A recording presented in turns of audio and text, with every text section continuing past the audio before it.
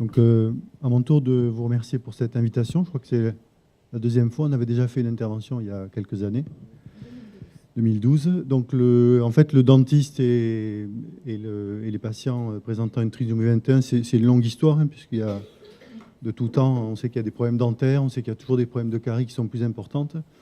Alors, cette année, on a souhaité, en fait, peut-être un peu recentrer le débat. Ça ne veut pas dire qu'on ne pourra pas répondre à d'autres questions après, hein. Mais essayer de recentrer le débat sur l'occlusion dentaire parce que c'est peut-être le domaine dans lequel ça bouge un peu. Bon, on a vu tout à l'heure la présentation Padovan, donc il y a des relations aussi avec ce qu'on peut faire sur ces histoires de Padovan ou d'autres méthodes de rééducation avec des types d'appareillage. Et donc on a souhaité un peu le tourner dans ce sens-là. Donc ces troubles de l'occlusion dentaire, on sait qu'ils sont très fréquents chez les patients présentant une trisomie 21. Il y a des raisons pour ça, on les connaît. On verra, je vais vous montrer un graphique tout à l'heure qui explique pourquoi est-ce qu'on a ces problématiques. Mais grosso modo, on les connaît quand même depuis longtemps.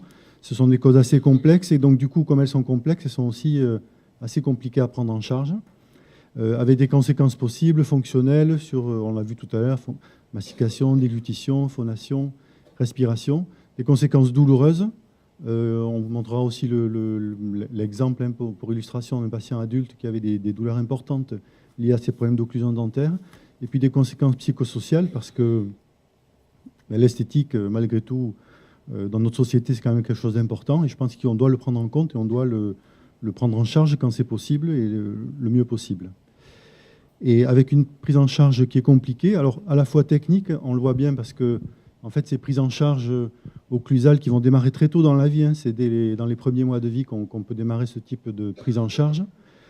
Elles sont compliquées. On voit qu'il n'y a pas grand monde qui finalement va le faire. Je crois qu'on est un peu démunis quand on cherche. Enfin, les parents sont un peu démunis quand ils vont chercher des praticiens pour pouvoir les aider dans cette prise en charge.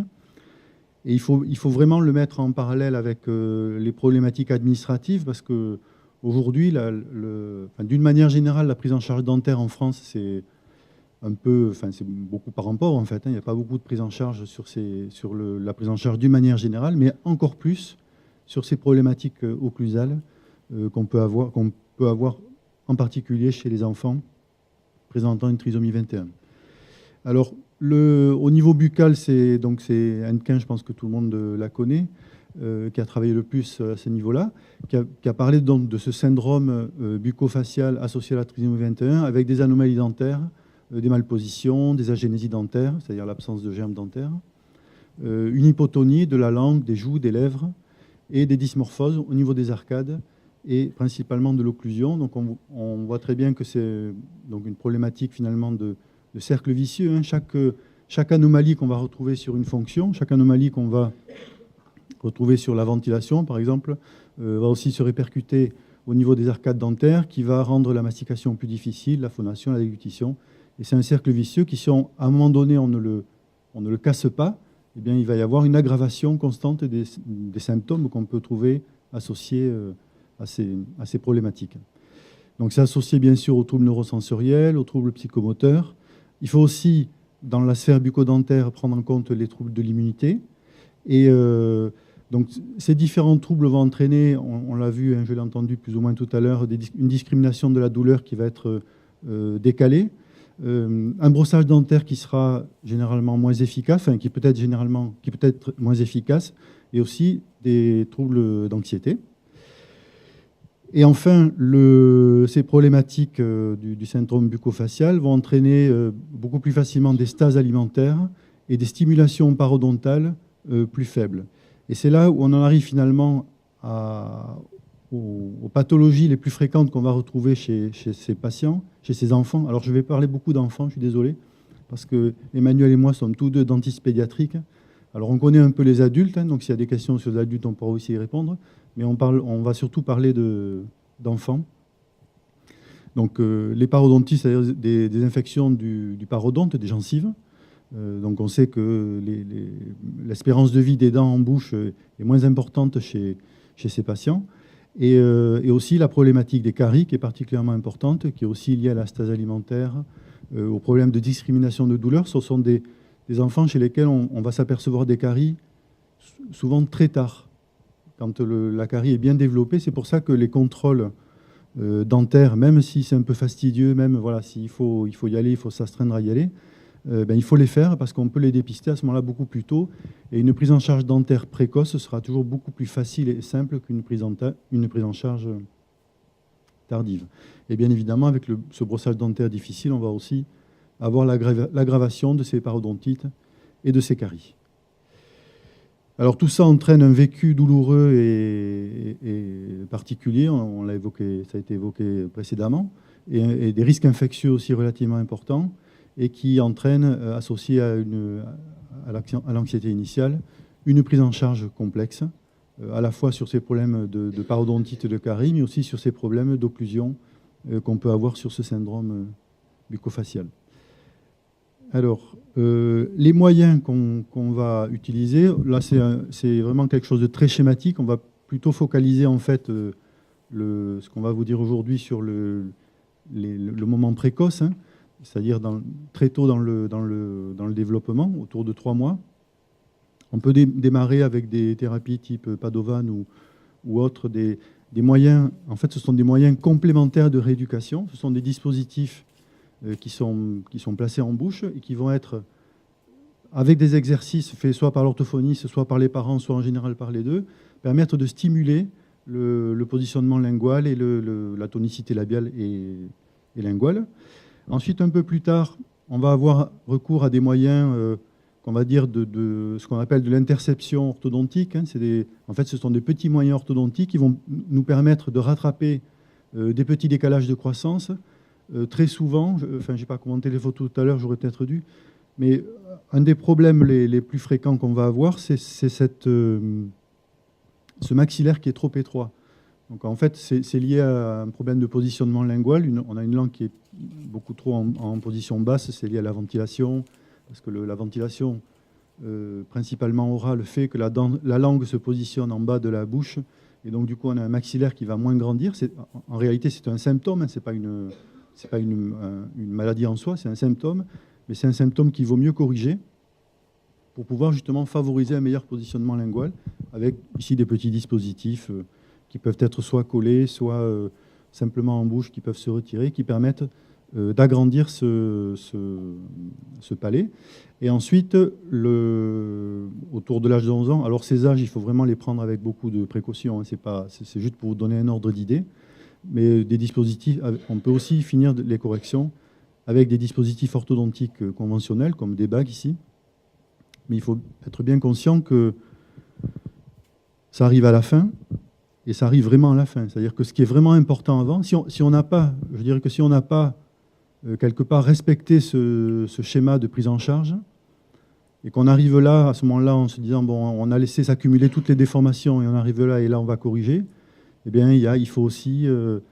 ça va être compliqué de mettre quelque chose en bouche. Je pense que vous en êtes tous conscients. Ça va être compliqué de mettre quelque chose en bouche. Si on en arrive là, où là, derrière, on n'a plus de porte de sortie, et qu'on n'arrive plus à mettre l'appareil parce que justement, il n'y a pas eu un rôle d'habituation et de stimulation précédente, eh bien, c'est trop tard, quoi. Donc, je crois qu'il faut vraiment essayer de commencer le plus tôt possible, et tout en ne négligeant pas ce que j'ai évoqué tout à l'heure, les difficultés qu'on peut avoir pour les mettre en place.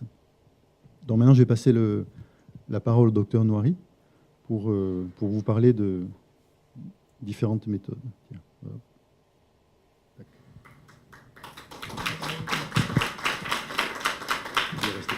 Alors, juste quelques diapos pour vous décrire la technique de Castillo-Morales, qui est tout à fait complémentaire de ce qu'a décrit Anna Messine. Donc, Castillo-Morales, c'était un neuropédiatre argentin qui a développé la technique au milieu des années 70. Et donc, c'est une thérapie myofonctionnelle qui va stimuler toute la zone orofaciale, à la fois au niveau des lèvres et au niveau de la langue surtout, et qui commence dès les premiers mois de vie. Et on va voir... après, le plus longtemps possible, mais c'est vrai que dès que les dents font leur éruption, on est un peu obligé d'arrêter parce qu'il y a de telles modifications et tellement continues qu'on a du mal à suivre au niveau de l'adaptation des appareillages. Donc ces plaques sont vraiment indissociables de tout ce qui est fait autour par l'orthophoniste, les kinés, les psychomotriciens, ergothérapeutes. Ce n'est pas la plaque en elle-même qui va résoudre tous les problèmes, mais c'est un outil complémentaire. Et qui va, pour son grand avantage, c'est qu'on peut démarrer très très précocement.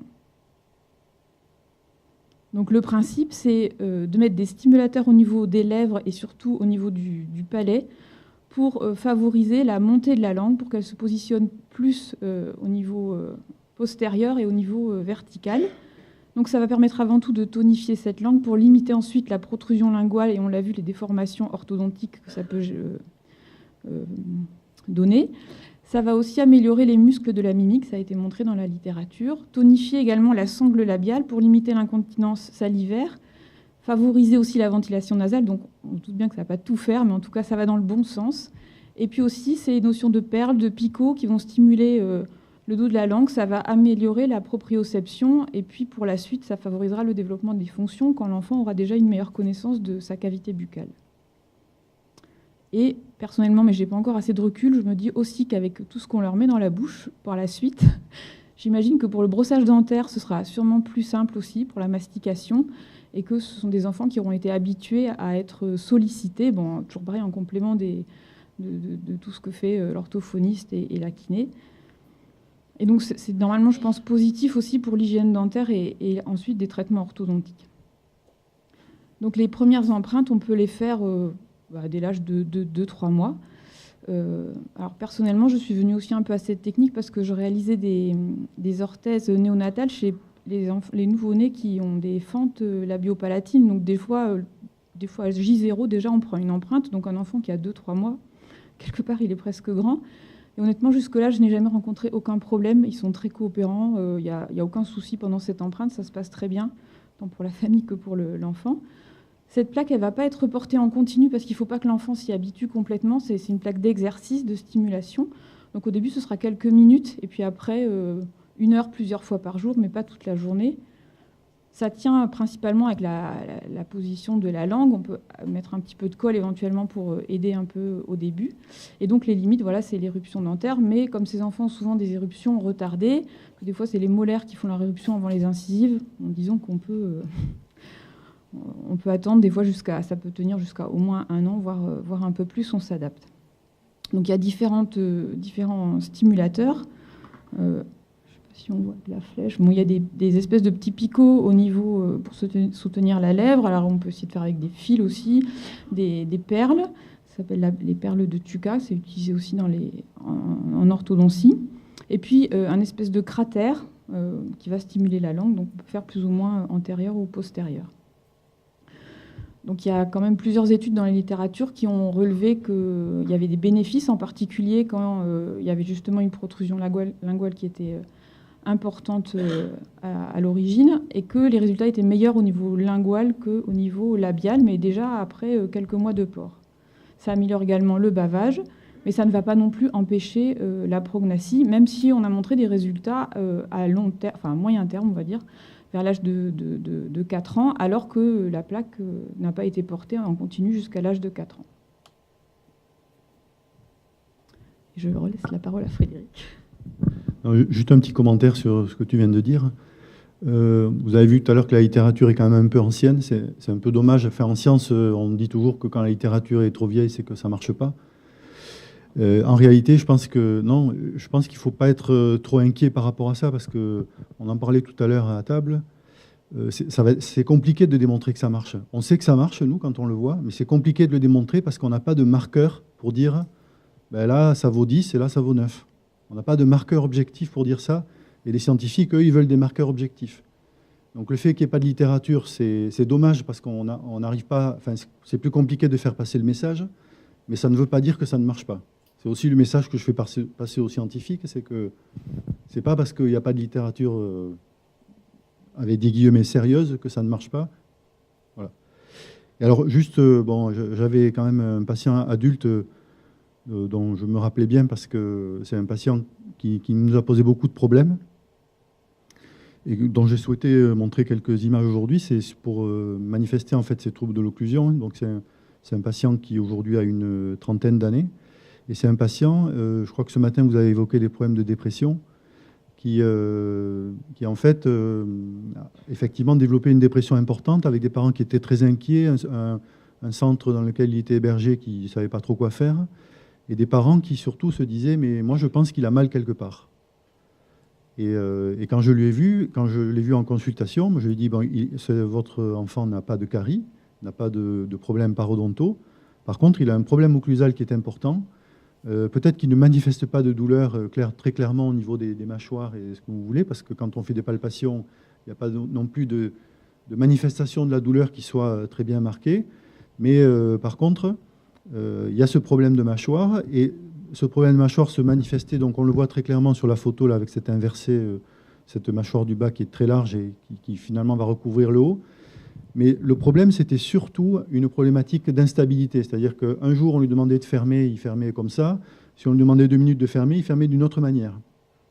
Et ça, c'est vraiment un symptôme d'instabilité. Et je pense que les problématiques de douleur viennent plus de cette instabilité que véritablement d'un signe d'articulé croisé qui en soi ne veut pas dire grand-chose. Et donc la thérapie, on a fait une thérapeutique qui permettait finalement de stabiliser son occlusion. Alors ça se base sur l'utilisation de gouttières, comme vous voyez sur l'image de droite. Ah, on ne voit pas les flèches, tiens, c'est dommage. Donc on voit les flèches un peu, ouais. Donc des gouttières, alors là elle a été faite au maxillaire, on avait commencé à la mandibule, mais ça ne marchait pas très bien. Et le fait finalement de caler son occlusion a permis de faire une régression des symptômes très très rapide. Alors c'est pas ça ne règle pas le problème, hein, attention.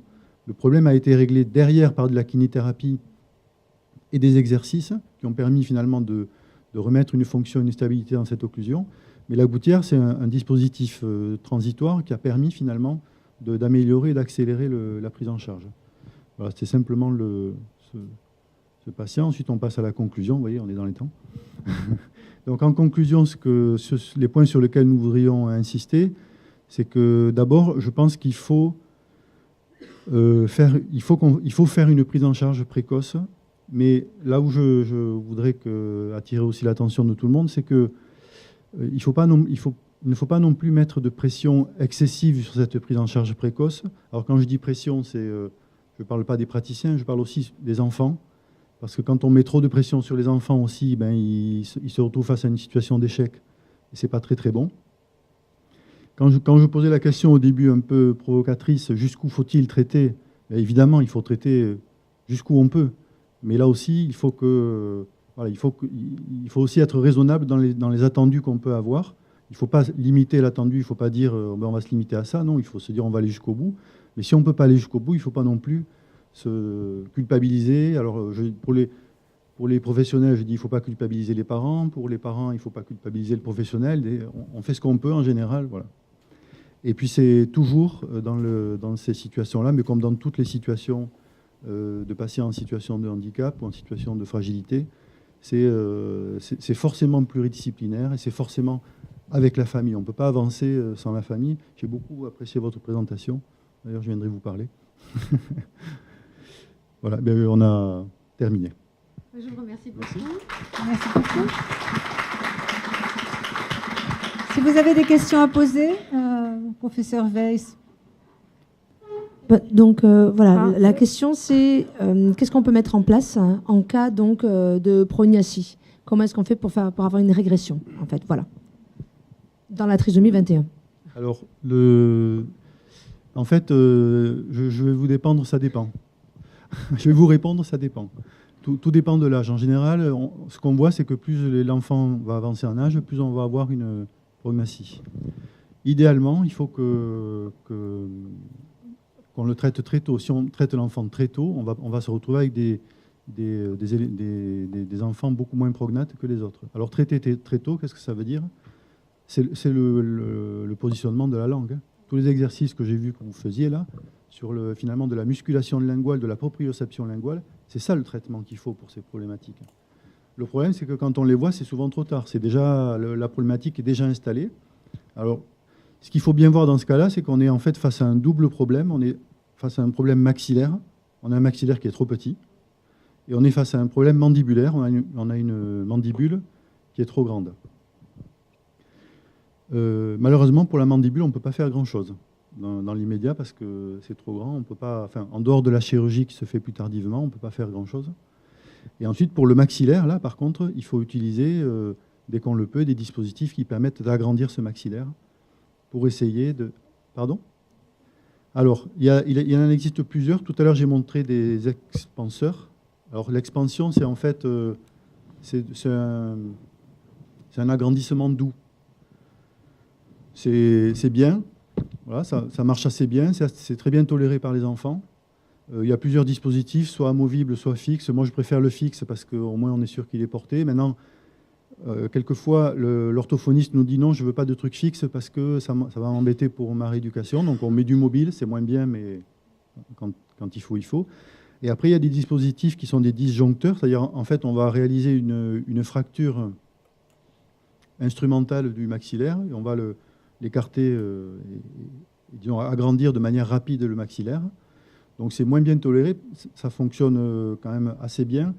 Et par contre, c'est sur ces dispositifs-là qu'on a la plus grande efficacité sur les apnées du sommeil, par exemple. On en parlait tout à l'heure. L'orthodontie apnée du sommeil, c'est sur la disjonction, c'est-à-dire l'expansion rapide du maxillaire. En complément de cette question, moi, ma fille a été opérée jeune, à 8 ans, et ça a très bien marché. Et puis, avec l'âge, c'est revenu. Elle a été opérée de quoi ? Je ne sais pas si c'est mandibulaire. Enfin, elle a été opérée pour son prognatisme. C'est la suite de la question. Okay, ouais. Je ne me rappelle plus très bien. Elle a 44 ans, donc je ne me demandais pas trop. Je vieillis, je vous ai dit. Et elle a à nouveau du prognatisme.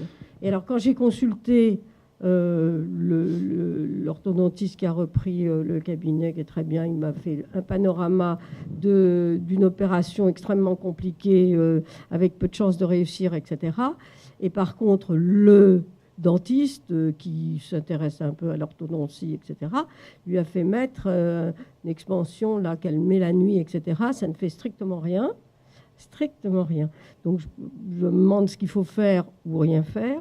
Et la deuxième question qui n'a rien à voir avec ça, vous avez dit que la plaque permet de réduire la salive. Moi, je croyais que la salive, c'était quelque chose de physiologique et je ne pouvais pas m'imaginer qu'une plaque pouvait réduire cet aspect physiologique. Alors, et accessoirement à ça, d'où vient cet excès de salive ? Oui, c'est pas la sialorée en soi, c'est plus de la tonicité des lèvres qui fait qu'il y a moins d'incontinence labiale. Mais après, non, on n'assèche pas la bouche. D'ailleurs, pour les caries, on préfère qu'il y ait de la salive. Après, pour les récidives après chirurgie, moi, ce que j'ai vu souvent, après, on n'a pas non plus 50 000 cas à décrire, mais c'est que très souvent, il n'y avait pas un très bon accompagnement de rééducation derrière. Et si on peut faire de la chirurgie, mais si on ne corrige pas la position linguale, ben forcément, ça va récidiver. Alors après, ce n'est pas toujours possible de rééduquer la position linguale. Oui, moi j'avais une question sur les gouttières que vous avez montrées tout à l'heure. En quoi les gouttières stabilisent l'occlusion ? Parce que dans le cas de la gouttière tout à l'heure, en fait, c'est une gouttière dont je n'ai pas montré les détails, mais en fait, c'est une gouttière qui était indentée, de manière à ce que les dents d'en bas trouvent un seul point d'ancrage unique sur la gouttière. D'accord ? Si vous voulez...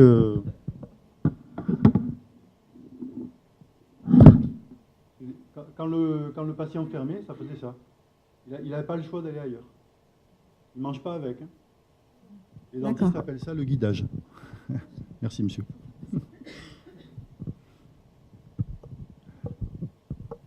Oui. Pour les adultes ou peut-être aussi les enfants qui perdent leurs dents, qui n'ont plus de dents, on met des implants, qu'est-ce qu'on fait ? Il ne faut rien s'interdire. Hein. Alors, probablement, je n'ai pas fait de bibliographie récente, mais probablement que les implants ont un taux de succès moins important. Mais bon, quand on sait que dans la population ordinaire, on est à 98 ou 95%, si on descend à 90, ce sera déjà pas mal. Ah oui. Enfin, moi, je crois qu'il ne faut pas se l'interdire. Il n'y a pas de raison objective pour dire on n'en fait pas. Il y a peut-être la problématique immunitaire qui fait qu'on aura justement peut-être plus d'échecs, mais il n'y a pas de raison objective de dire qu'on ne le fait pas. Pardon. Déjà, merci pour vos propos rassurants, vos derniers propos. Vous avez parlé de pression. Effectivement, en tant que parent, on se met quand même pas mal de pression. Quand on voit depuis tout ce matin, tout ce qu'on a vu, par exemple, à vérifier ou au RL, au niveau apnée du sommeil, dentition, c'est vrai que voilà, ça peut nous mettre à la pression en tant que parents. La seconde information, c'est que moi, je ne suis pas du département du 31 et que c'est très compliqué de trouver des professionnels qui, aujourd'hui, ont connaissance, on va dire, de tous ces points à vérifier. Donc, ma question, est-ce qu'il existe peut-être des professionnels qui sont plutôt orientés? Est-ce que vous avez connaissance de ça? C'est une excellente question. Je n'avais pas osé la poser avant. Ben, moi, j'ai osé, il n'y a pas... Ouais, vous avez bien fait. Non, c'est un vrai problème. Hein. C'est un vrai problème. Je peux pas... Non, la télémédecine, on sera sur du diagnostic, on ne va pas être sur ce type de prise en charge. Oui, mais si pour faire la prise en charge, il faut faire 200 km pour aller regarder des dents, je suis désolé, ce n'est pas une solution. Et, alors, en Didan, c'est Midi-Pyrénées. Bon, après, le maillage, il est comme il est, je sais pas exactement comment il est. Mais là, on va plutôt être sur de la prise en charge, on va dire, de premier recours. Là, je dirais qu'on est plutôt sur du deuxième recours. On va plutôt être sur de la prise en charge carieuse ou sur des détartrages ou sur des contrôles. Mais dès qu'on va passer sur de la rééducation neurofonctionnelle, là, je pense que c'est quand même... Aujourd'hui, c'est compliqué en France d'une manière générale. Hein. À ma connaissance, il y a 3 centres qui vont le pratiquer. Vous avez donné l'information, mais à ma connaissance, il y a 3 centres qui le font en France. C'est Clermont-Ferrand, donc historiquement, c'est le premier. Rennes, c'est aussi assez ancien. Puis Toulouse, on s'y est mis il n'y a pas très longtemps. Hein. Et Lille. Hôpital des Enfants, l'Hôtel Dieu. C'est la même équipe. Hein. Ouais. Oui. Oui. Alors, ce n'est pas un service spécialisé dans ce type de prise en charge parce que malheureusement, ou heureusement, je ne sais pas, à l'hôpital, on est quand même obligé de tout prendre et on n'arrive pas à avoir de structure vraiment spécialisée dans ce domaine-là. Par contre, il y a des gens qui connaissent le problème quand même.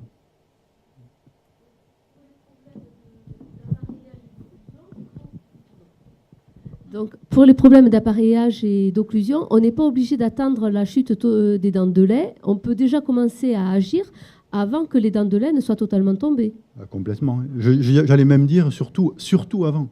Parce que si on attend que tout tombe, c'est mort, quoi, en fait. Ah oui. On n'avance plus. Non, mais je connais ce discours. Hein. On l'a aussi... Alors après, c'est pas qu'une problématique trisomie 21, c'est une problématique générale. Combien de fois, nous, pourquoi est-ce qu'on a commencé à faire ce type de prise en charge? Alors, on ne fait pas d'orthodontie, mais on fait quand même tout ce qu'il y a avant. C'est parce qu'on disait, quand on envoyait les patients, on entendait non, il faut attendre 12 ou 13 ans qu'il n'y ait plus de dents de lait. Et oui, mais on l'entend encore. Hein. C'est sur la parodontie, hein, pour savoir si les soins sont efficaces, parce que malgré les soins, ou alors s'il y a des dentistes spécialisés, c'est vraiment très onéreux. Oui, c'est très onéreux. Malheureusement, sur une trisomie. C'est ce que je disais tout à l'heure. Ça va rester très onéreux parce qu'aujourd'hui, il n'y a pas de prise en charge qui soit vraiment adaptée à ce type de pathologie. Et le dentaire, encore moins que tout le reste. Et après, il y a des réseaux, il y a effectivement des praticiens spécialisés qui seront meilleurs que les...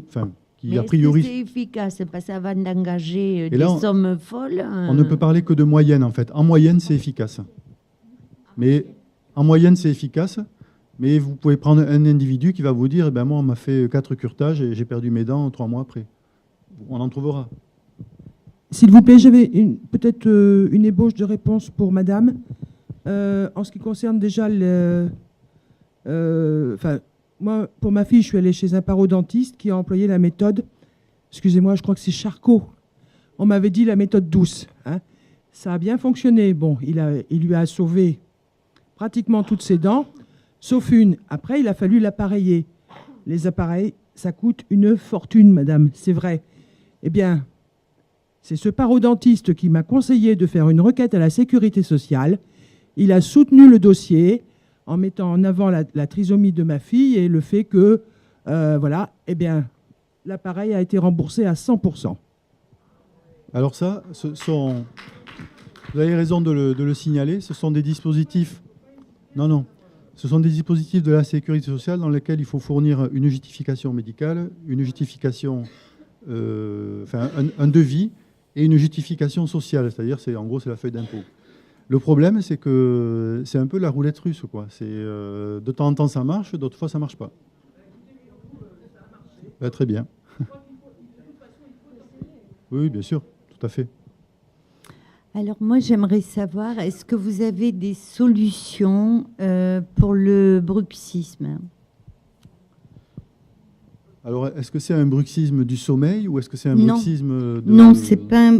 Alors, en fait, c'est une jeune fille à l'association donc Trisomie 21 qui, c'est en permanence, en fait. C'est tout le temps dans la journée. Alors, en fait, le bruxisme, c'est quelque chose qui est très multifactoriel. Il y a à la fois des facteurs psychiques qui jouent dans le bruxisme et des facteurs mécaniques dentaires. Donc, tout ce qui est facteur mécanique dentaire, c'est presque toujours lié à une instabilité occlusale, ce que j'évoquais tout à l'heure. Bon, il y a des subtilités que je ne saurais même pas vous expliquer, mais il en existe. Après, tout ce qui est éléments psychologiques, si vous voulez, c'est des choses qu'on ne peut pas maîtriser. Donc là, ce qu'on peut faire, on peut faire du symptomatique, c'est-à-dire qu'on peut soit régler le problème de manière psychologique, mais a priori, si ce n'est pas réglé, je pense que ça ne le sera pas. Soit, donc, l'utilisation de ces gouttières permet aussi, au lieu d'user les dents, ils vont user la gouttière. Mais je suis d'accord que ce n'est pas une solution qui est très satisfaisante.